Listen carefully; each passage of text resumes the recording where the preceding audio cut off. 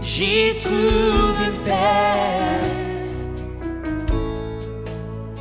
qui me compte.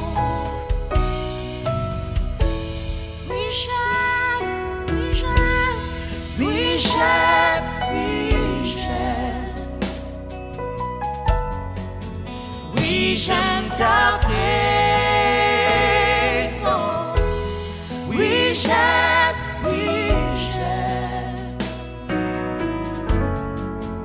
Oui, j'aime ta présence.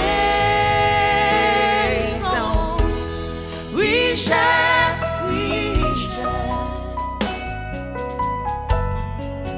Oui, je t'aime, Jésus. Oui, j'aime, oui, j'aime. Oh, oui, j'aime ta présence.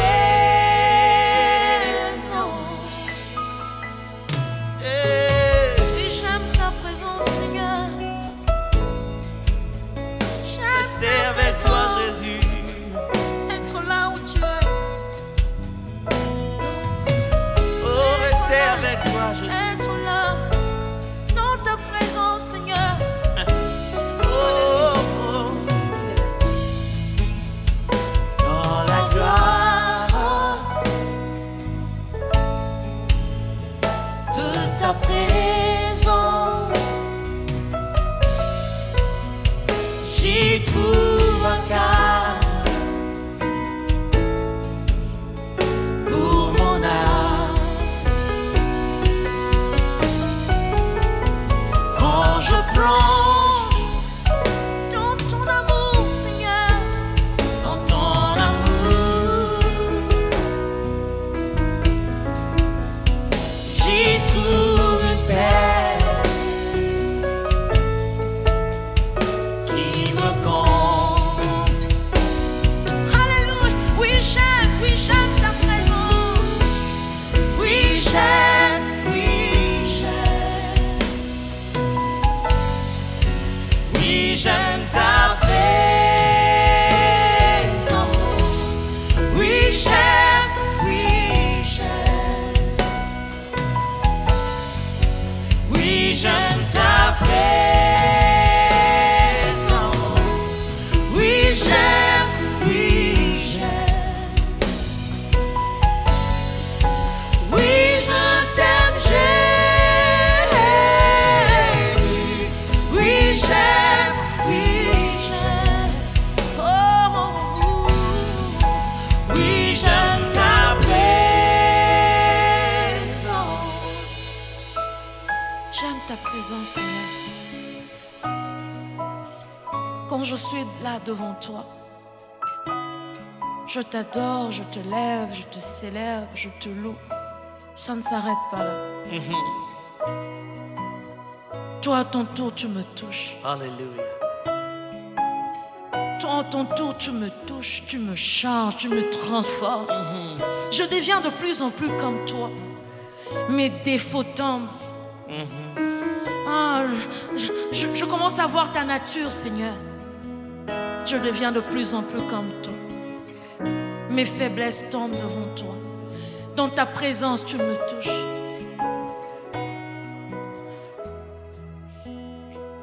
Touché. Touché.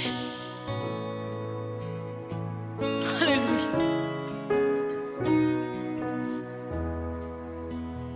Touché.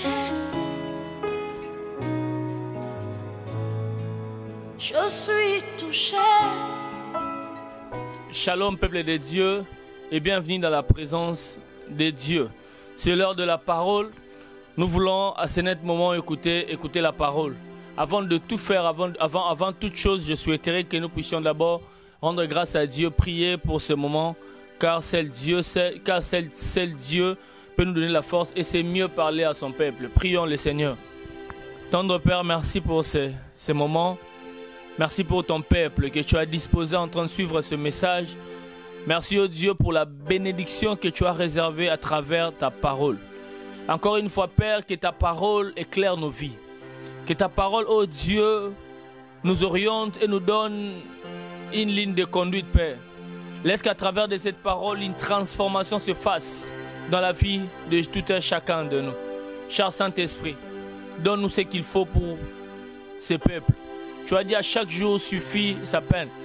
Nous ne voulons pas quelque chose d'hier, quelque chose d'après aujourd'hui, mais nous voulons quelque chose d'aujourd'hui.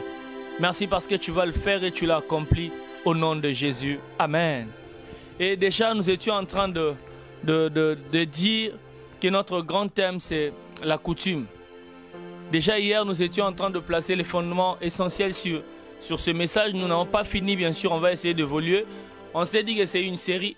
On va essayer d'avancer petit à petit jusqu'à ce que nous allons épuiser la matière selon que Dieu nous a communiqué. Nous étions hier en train de placer un fondement important en disant la raison principale pour laquelle nous sommes en train de donner ces messages, c'était pour permettre à certains enfants de Dieu de répondre avec ce qui constitue une base de la vie chrétienne. Nous étions en train de dire hier que ce qui est important, ce n'est pas la longueur de la course que nous allons faire. Ce qui est important, ce n'est pas l'intensité de ce que nous allons faire. Ce qui est important, c'est le fondement sur lequel nous allons placer par rapport à notre foi. Nous étions en train de nous rappeler hier que Christ avait dit qu'une maison qui est bâtie sur un bon fondement, une maison qui est bâtie sur le roc, même si les vents arrivent, même si la tempête s'abatte, même si la pluie tombe, cette maison ne peut pas tomber. Pourquoi? Parce qu'elle n'est pas... C'est pas parce qu'elle est belle, c'est pas parce qu'on a placé des matériaux spéciaux. Non, c'est juste parce que la maison a un fondement qui est très très spécial. Voilà pourquoi nous étions en train de nous rappeler que nous devions courir vers ce qui est fondamental. Ces messages nous aident à revenir sur la base de notre foi. Ce qui peut construire notre force, ce sont de bonnes bases. Peut-être par rapport à notre parcours, si seulement ça sera très long, elle va produire beaucoup de fruits, mais ce qui est essentiel, c'est de pouvoir trouver de bonnes bases. Voilà pourquoi nous sommes en train d'organiser ces séances, cette série d'enseignements, afin de nous permettre de retrouver nos bases, les bases de la foi chrétienne, bien sûr. Et nous étions en train, depuis hier, de définir notre thème qui est la coutume. Nous étions en train de dire hier que la coutume, c'est tout simplement un ensemble de pratiques, un ensemble d'actes que nous sommes en train de faire d'une manière répétitive, c'est-à-dire d'une manière constante, d'une manière fidèle et régulière. Cela devient en quelque sorte nos habitudes. C'est-à-dire quand nous parlons de coutumes, nous sommes en train de parler aussi des habitudes que nous développons, des habitudes qui deviennent notre marque de vie par rapport à la foi chrétienne. Nous étions en train de dire déjà par rapport à hier que la coutume, elle est basée sur deux choses. Elle est basée sur la constance et sur la fidélité. Nous étions en train de dire qu'il y a deux choses qui caractérisent tout simplement la coutume, une habitude. C'est sa constance et c'est sa fidélité. C'est-à-dire, nous étions en train de dire que ce que nous appelons coutume, ce ne sont pas des gestes, ce ne sont pas des actions, ce ne sont pas des actes à poser d'une manière circonstancielle. Mais c'est quelque chose qui dure, qui persévère. En fait, c'est quelque chose que nous sommes en train de faire dans la longueur du temps. C'est-à-dire quelque chose que je fais aujourd'hui, je fais demain, je fais après-demain, je fais même le lendemain jusqu'à la fin de ma vie sur terre, jusqu'à pouvoir bénéficier de la rencontre avec l'époux. C'est là que nous appelons coutume. Ces pratiques, ces habitudes qui nous aident dans notre foi chrétienne. Et encore une fois, avant de pouvoir avancer, je souhaiterais qu'on lise encore notre texte de base. Notre texte de base qui est dans Luc chapitre 22, à partir du verset 39 jusqu'au verset 45. C'est là où nous avons puisé notre thématique et nous étions déjà en train d'avancer hier. Je disais Luc chapitre 22, à partir du verset 39 jusqu'au verset 45. Je lis ça dans le nom de Jésus. Après être sorti, il alla selon sa coutume au mont des Oliviers. Ses disciples le suivirent. Arrivé à cet endroit, il leur dit priez afin de ne pas entrer en tentation. Puis il s'écarta d'eux d'environ un jet de pierre et s'est mis à genoux et pria en disant Père, si tu veux éloigner de moi cette coupe, toutefois que ce ne soit pas ma volonté mais la tienne qui soit faite. Alors un ange lui apparut du ciel pour le fortifier. En proie à l'angoisse, il pria plus intensement. Et sa sueur devint comme de grumeaux de sang qui tombaient à terre. Il se releva de sa pierre et vint vers les disciples qu'il trouva endormis de tristesse. Et il leur dit, pourquoi dormez-vous? Levez-vous, priez afin de ne pas entrer en tentation. Parole du Seigneur. Nous étions en train de parler de Christ hier, à la fin de son parcours sur terre, à la fin de sa mission de nous sauver à la croix. Il a été face à un défi. C'était non seulement de parler de la croix, mais de vivre aussi la croix. Parce que nous étions en train de dire hier, rappelez-vous qu'il y a un moment où nous parlons de certaines choses, mais il y a un moment où nous sommes devant un fait accompli. Nous sommes devant une réalité où nous devrions affronter. Il y a un moment donné, certaines circonstances de notre vie ne sont pas seulement des dires, mais ça devient de vécu. Et là, c'est très important dans notre vie. Des fois, il y a d'autres personnes qui disent, je vais faire ceci, je vais faire cela, ma vie sera ceci, lorsqu'il y aura un événement, je vais faire cela. Mais lorsque nous sommes devant un fait accompli, nous sommes obligés de pouvoir affronter la situation. Et Christ aussi, dans son parcours, il était en train de parler de la mort. Il parlait de sa mort, il prédisait de sa mort, du salut qui devait sortir de sa mort. Mais un jour, il a été face à la situation qu'il était en train de parler, qui était de la mort. Et maintenant, avant de pouvoir affronter ça, il était dans le jardin de Gethsemane où il devait accepter la croix. Parce que non seulement il devait mourir, mais ça devait être un consentement, ça devait être quelque chose qu'on forçait. Il devait accepter ça délibérément afin de pouvoir mourir à la croix. Et là, nous montre comment est-ce qu'à Gethsemane, Jésus devait faire un choix. Mais ce qui me fait du bien dans ce texte au début, on nous montre que c'est Jésus qui est allé dans le jardin de Gethsemane. L'abbé a donné une bonne précision. Il n'est pas allé circonstanciellement. Il n'est pas allé comme étant prophétique, non. L'abbé dit il est allé dans Gethsemane et dans ce jardin. Pourquoi? Parce que c'était sa coutume. L'abbé nous montre que Gethsemane, c'était une habitude de Jésus, de pouvoir s'y rendre. Et l'abbé dit ses disciples les ont suivis. En fait, ses disciples lui ont suivi. Ses disciples lui ont suivi dans Gethsemane et nous étions en train de voir comment Christ a prié. Mais les disciples n'arrivaient pas à les soutenir dans la prière et Christ a accepté la croix et c'était important. Je l'avais dit hier et que s'il n'y avait pas de Gethsemane, la croix allait peut-être un échec. Si seulement si Christ n'avait pas dit oui à Gethsemane, la croix n'allait pas avoir sa raison d'être.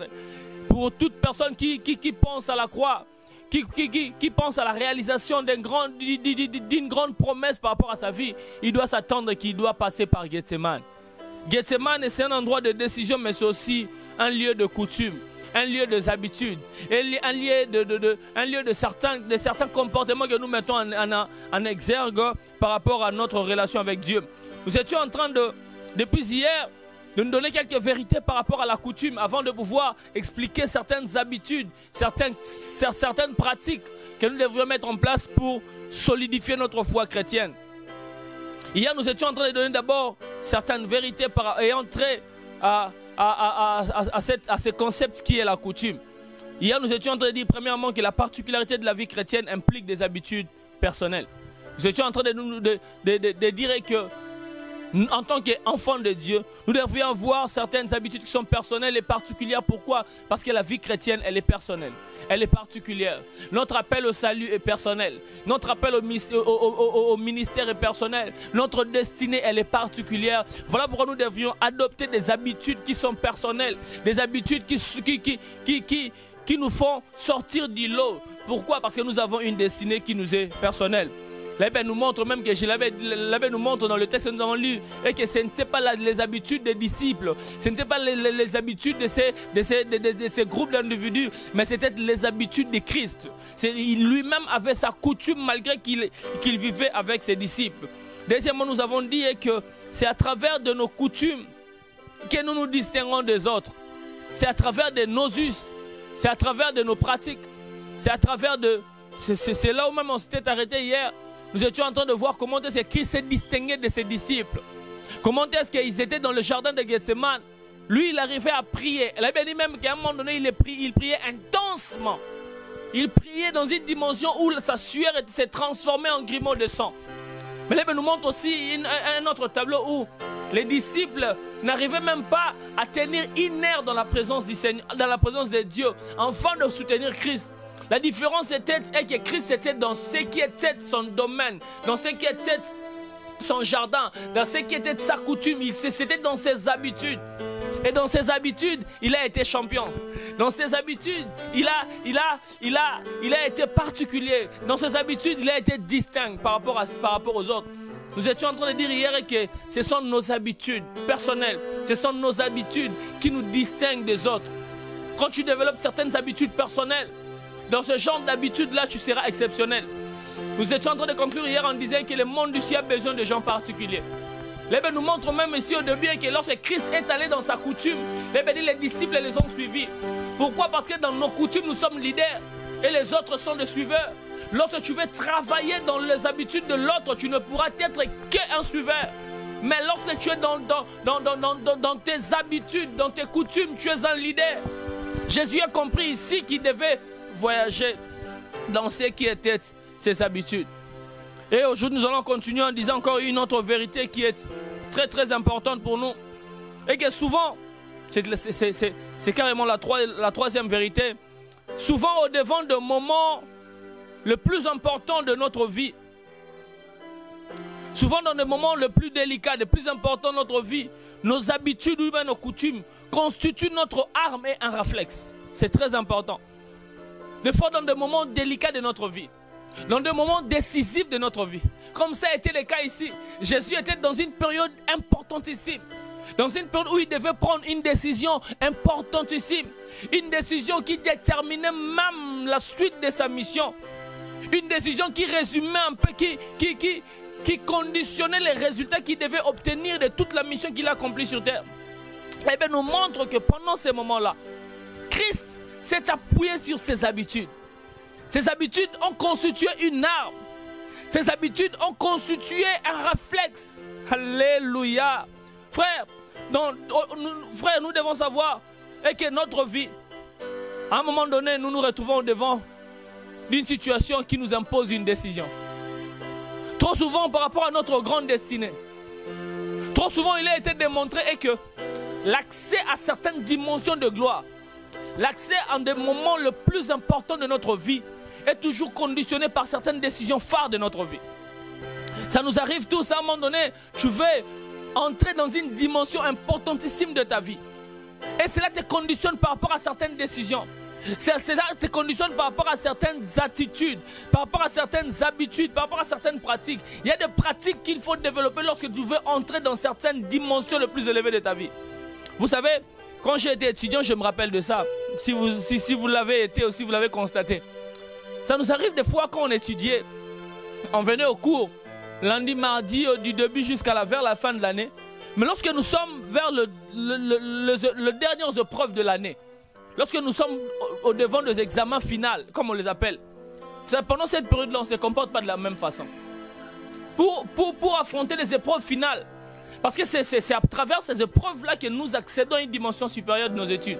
Et lorsque nous sommes appelés à affronter ces épreuves qui sont finales de notre année académique ou bien scolaire, des fois, tous, moi ça a été le cas des fois où je commençais à supprimer certaines choses.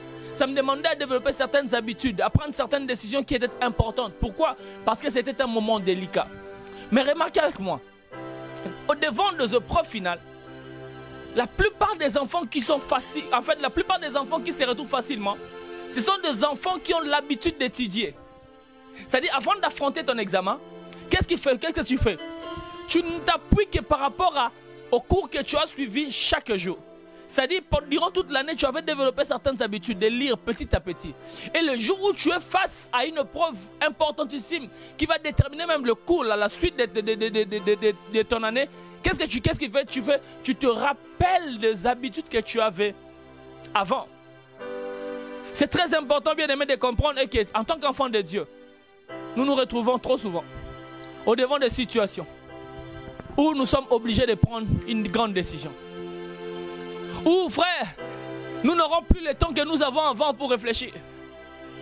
Ça nous arrive trop souvent, frère. Avant d'entrer dans une nouvelle dimension de notre vie, ça nous demande de poser un acte, de poser un geste, frère. Ça nous arrivera un jour où le temps ne nous sera pas favorable. Où le temps que tu étais en train de chercher, le temps que tu étais en train de faire, tu te disais il y a encore le temps, frère. Ça arrivera un monde où il n'y aura plus assez de temps. Et pendant cette période, trop souvent, ce qui détermine notre force, ce n'est pas ce que nous allons faire ces jours-là, mais ce qui détermine notre force, ce sont nos habitudes antérieures. C'est ce qui constitue nos habitudes. Jésus voulait affronter la croix. Il voulait prendre une décision importantissime dans Gethsemane. Jésus ne s'est pas appuyé d'abord sur ce que les autres ont fait. La Bible dit Jésus est allé dans un endroit où il avait l'habitude de prier. Oh my God. Jésus a compris qu'il s'agissait de prier pour lui à cet instant-là. Il devait être soutenu dans la prière parce que sa chair réclamait, sa chair allait abandonner. Mais qu'est-ce que Christ a fait? Christ est allé dans sa coutume. Il est allé puiser dans ses habitudes, frère. Vous savez, ça nous arrive des fois d'être face à un enfant qui est gravement malade. Un enfant qui est mourant. Admettons que vous êtes parent, vous êtes à la maison, votre enfant est mourant. Trop souvent pendant ces moments-là, ce qui nous aide, c'est juste les habitudes que nous avons. C'est lui qui a les habitudes de prier. Lorsqu'il se retrouve face à un problème tellement délicat, prier deviendra son arme à cet instant-là. Non seulement son arme, mais c'est aussi un réflexe. Vous voyez avec David, David voulait affronter Goliath. J'ai commencé à l'expliquer hier déjà. Ce que j'aime avec David, lorsqu'on lui a montré les armures de Saül, les coutumes des Juifs, les coutumes de Saül, David a dit non, je ne peux pas combattre avec ça. David, maintenant tu vas combattre avec quoi? David est allé utiliser ses mains. David est allé, il a dit non, Seigneur, tu ne sais pas. Ton serviteur était en train de combattre déjà. Il avait l'habitude de combattre dans la brousse.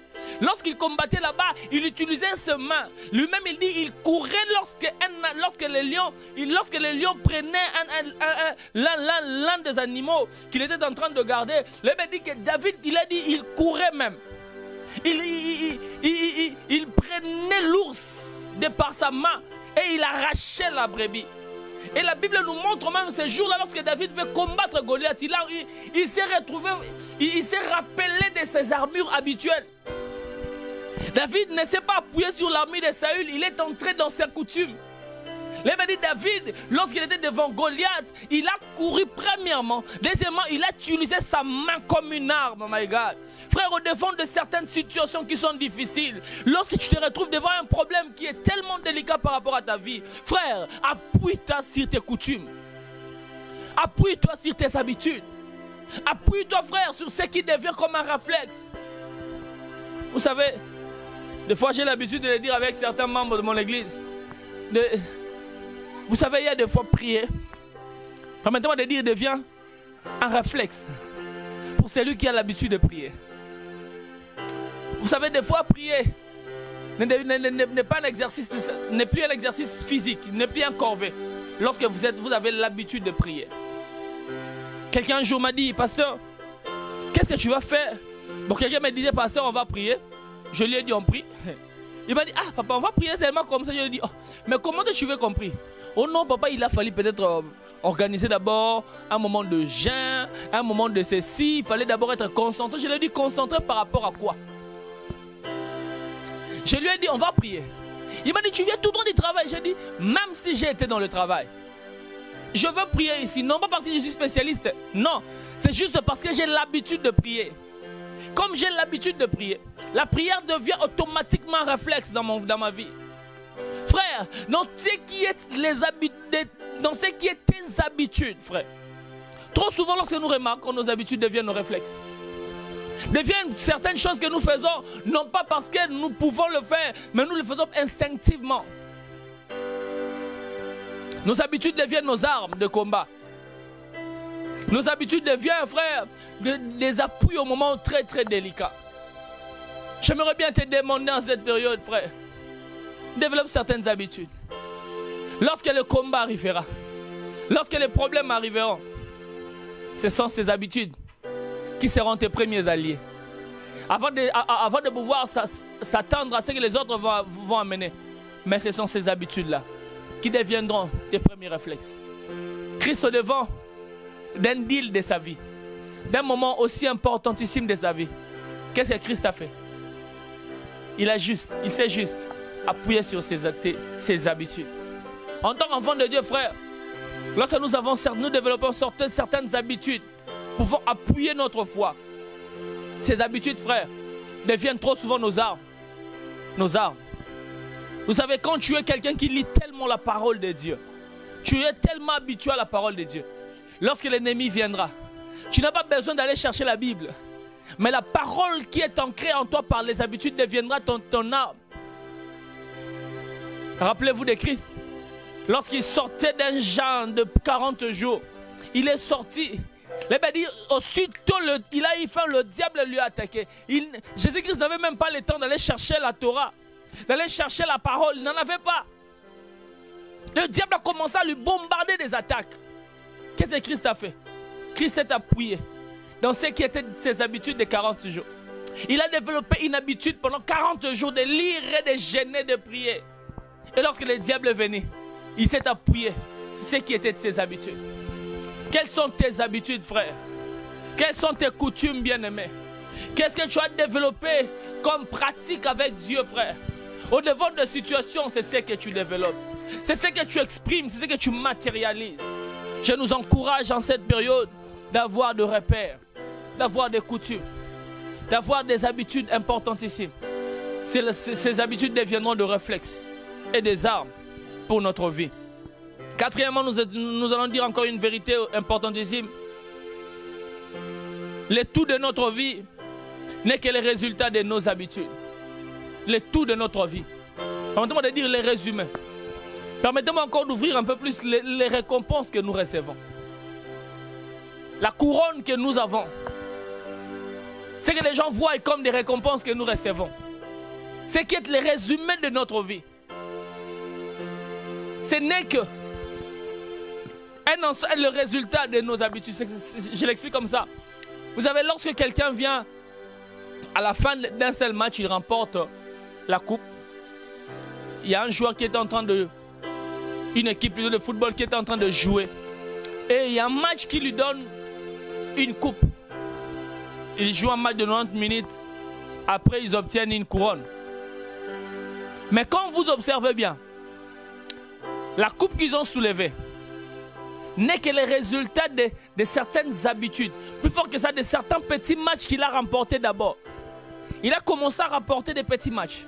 De petits matchs. Et chaque match qu'il gagnait, chaque match qu'il jouait, ça lui rapprochait de sa grande couronne. Le match qui a couronné sa vie, ou bien plus fort que ça, la coupe que cette équipe a soulevée, n'est que le résumé des différents matchs qu'il a pu gagner. C'est-à-dire ceci, il a développé une habitude dans une période, pendant une période, il a développé des habitudes de victoire qui s'est soldée par cette récompense. Des fois, certains héros que nous voyons, frère, des fois, certaines personnes que nous voyons grandes dans ce monde, des fois, certaines démonstrations que nous voyons qui couronnent certaines personnes. Frère, trop souvent ne sont que des résultats de certaines habitudes qui s'est développées depuis et qui se sont matérialisées. Frère, écoute-moi vous dire comme ceci. Un jour, Dieu nous donnera une opportunité. Afin de pouvoir matérialiser ce qui constitue nos habitudes. Ce qui constitue nos petites us. Demandez à David, il vous dira que les Goliaths qu'il a terrassés n'étaient que les résultats des petites batailles qu'il recevait. Des petites batailles, des petites victoires qu'il est en train de recevoir dans la brousse. Lorsqu'il tuait les lions, lorsqu'il tuait l'ours, il est en train de se rapprocher encore plus de sa grande victoire. Un jour, on a soulevé, on a chanté, David a tué 1000, David a tué 10 000. Mais c'était dans une bataille. Mais cette bataille n'était que le résultat en fait, cette habitude de victoire qu'il a obtenue devant Goliath, ou bien ces réflexes, cette arme qu'il a utilisée, n'était que le résultat de certaines petites batailles qu'il a livrées. Des petites victoires qu'il a obtenues. Pendant que les gens ne le voyaient pas. Frère, j'aimerais bien nous dire, nos habitudes constituent nos investissements. J'aimerais bien insister encore. Chaque fois que nous sommes en train de développer une habitude, frère, c'est comme si nous sommes en train de construire quelque chose. C'est comme si nous sommes en train de bâtir. C'est comme si nous sommes en train de s'aimer. Et un jour, les gens vont voir les résultats. Quand les gens verront les résultats, toi, tu verras le sacrifice de cet investissement. Lorsque les gens verront la plantation produire, mais toi, tu verras la sémence qui était ancrée. Il s'appelait un jour Corneille dans Actes chapitre 10. Ce que j'aime avec Corneille, il m'a dit Corneille c'était quelqu'un qui était un non-juif. Il m'a dit Corneille avait développé une habitude de telle enseigne qu'il était en train de chaque jour d'offrir des aumônes, de prier. Corneille avait développé cette habitude de donner à Dieu, de prier, de donner, de prier, de donner, de prier. Il le faisait chaque jour. Et il m'a dit un jour, un ange lui était apparu. L'ange lui a dit Corneille, tes aumônes et tes prières sont montées vers Dieu. C'est comme s'il disait à Corneille, chaque fois que tu faisais des aumônes, chaque fois que tu priais, tu étais en train d'investir. Oh my goodness. Frère, j'aimerais bien nous dire, nos habitudes constituent nos investissements. J'aimerais bien encourager quelqu'un qui prie chaque matin. Quelqu'un qui fait de jeûne et de prière, il est en train de voir comme s'il n'y a pas encore de résultats. Frère, tu es en train d'investir. J'aimerais bien dire à quelqu'un qui est en train de tourner Jéricho, même si la muraille ne bouge pas, mais cela ne veut pas dire qu'il n'y a rien qui se fait. Tu es en train d'investir. Mais excuse, tu es en train d'investir. Tu es en train de placer un investissement, frère. Frère, à chaque fois que nous sommes en train de chercher Dieu dans le jeûne, à chaque fois que tu te réveilles chaque matin, tu pries Dieu. À chaque fois que tu es là devant la parole, tu lis. À chaque fois que tu es en train de venir à l'église, à chaque fois que tu es en train de chercher la présence de Dieu, tous ces petits moments-là, frère, constituent un investissement pour ta vie. Trop souvent, de grands résultats que nous voyons, quand vous fouillez bien, quand vous enlevez cet emballage, vous allez voir de petits résultats. Des résultats comme étant insignifiants. Des résultats comme étant que les gens ne voyaient même pas bien. Mais toutes ces histoires, c'était des investissements. Frère, j'aimerais bien nous encourager plus fort que ça. Au plus près de Dieu, tout ce que nous sommes en train de faire constitue un investissement. Au plus près de Dieu, Dieu compte même de petites choses que nous faisons que les hommes ne voient pas. Oh, je sens dans mon esprit dire ça à quelqu'un, frère. Quand tu fais quelque chose pour Dieu, même si les gens ne le voient pas, mais Dieu est en train de le voir. Quand tu te sacrifies pour Dieu, même si les gens ne le voient pas, Dieu est en train de le voir. J'aimerais bien encourager quelqu'un. Dieu voit toutes choses que nous sommes en train de faire pour lui. La Bible dit, il oublie aucun des, oh my goodness, il oublie aucun des bienfaits. La Bible nous montre même que Dieu est capable de compter le nombre de nos cheveux. C'est-à-dire, il oublie aucun détail de notre vie. Frère, j'aimerais bien encourager quelqu'un qui cherche Dieu. Apparemment, tu vois comme si Dieu n'opère pas. Persévère encore car Dieu est en train de voir. Oh my God. Le silence de Dieu ne veut pas dire qu'il ne voit pas, il n'attend pas. Écoute-moi, vous dis plus fort que ça. Le silence de Dieu constitue une des méthodes de la procédure de sa visitation pour l'homme. Ah, j'aimerais bien le répéter. Le silence de Dieu est l'une des stratégies que Dieu met en place dans la procédure de la visitation. Écoute-moi vous dire, dans la procédure de la visitation de l'homme, Dieu utilise aussi le silence. Ce n'est pas parce qu'il ne parle pas qu'il n'agit pas. Ce n'est pas parce que tu ne le vois pas qu'il n'est pas là. La Bible me dit que c'était pendant une période où il n'y avait plus de vision, il n'y avait plus de révélation, mais Dieu a pris pendant cette période afin de parler à un enfant. J'aimerais bien dire à un enfant que même si les hommes ne voient pas, Dieu est capable de faire. Ce que tu fais pour Dieu constitue un investissement. Beaucoup de gens se demandent, est-ce que ce que je fais pour Dieu, Dieu le compte?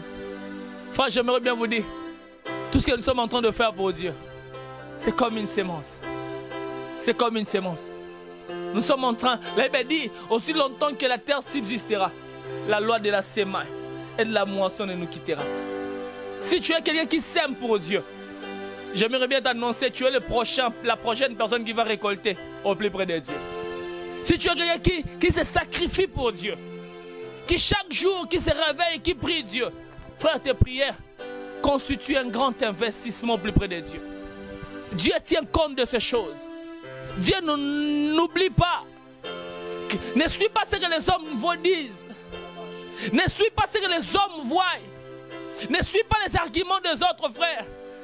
Ah, j'aime beaucoup papa, j'aime beaucoup le frère qui a le j'aime beaucoup, le frère Matuta qui a dit Ayanolanga lo sambo na sala na bosana.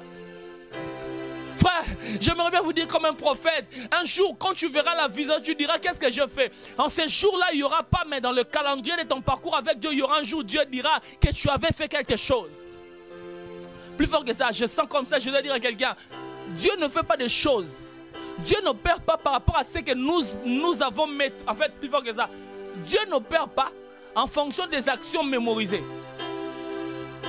Ça dit ceci, ne pense pas que lorsque Dieu fera, que toi tu seras obligé de comprendre pourquoi Dieu l'a fait. Frère, il y a des choses que nous avons fait pour Dieu, oublions, mais Dieu ne l'a pas oublié. Il le fera même si toi tu n'es plus conscient que tu l'as fait. Oh my God. Parce que Dieu n'oublie jamais. Un jour, c'est ce qui m'étonne un peu avec Dieu. La phrase que Dieu a dit à David. David est venu construire un temple pour Dieu. Dieu lui a dit, David, premièrement tes mains sont en le sang. Donc c'est-à-dire Dieu reconnaissait que David était un meurtrier. Dieu dit, David, tes mains ont le sang. Tu es un meurtrier. Dieu le reconnaît.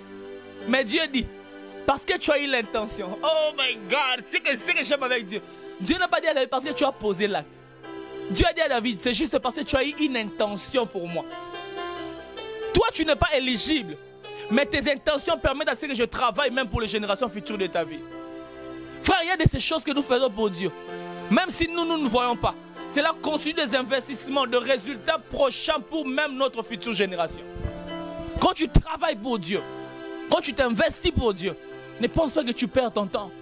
J'aimerais bien encourager un serviteur de Dieu qui se donne corps et âme pour Dieu, qui se dit je sers Dieu, je cherche Dieu. Où sont les résultats? J'aimerais bien te dire que tu seras comme Mardoché, où les choses que tu es en train d'écrire, ça s'écrit dans le livre des souvenirs. La Bible nous dit que Dieu a un livre de souvenirs. Cela est constitué de toutes les œuvres que les hommes sont en train de faire. La Bible dit que Dieu va récompenser à chacun de nous selon ses œuvres. Pour dire les œuvres, l'homme peut passer mais les œuvres ne passent pas. Ah. Pour dire l'homme peut passer mais les œuvres qu'il a bâties pour Dieu ne disparaissent jamais. Enfin, j'aimerais bien encourager quelqu'un. En ces temps si difficiles, continue à t'investir pour Dieu. Continue à chercher Dieu.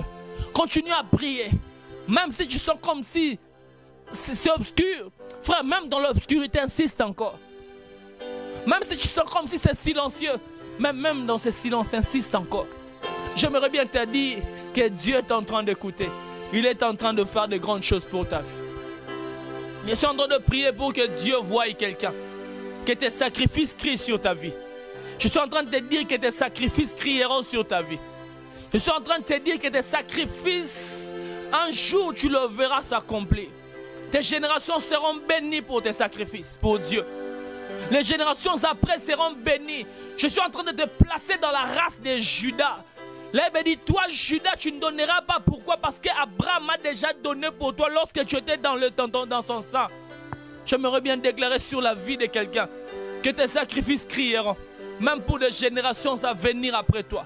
Même si toi tu pars, tes œuvres crieront. J'aimerais bien te demander que tu es de la race de Mephibosheth. Même de la race de Mephibosheth. Même si tu es perclus des pieds, mais les œuvres de Jonathan crieront sur toi. Pourquoi? Parce que les bienfaits durent toujours.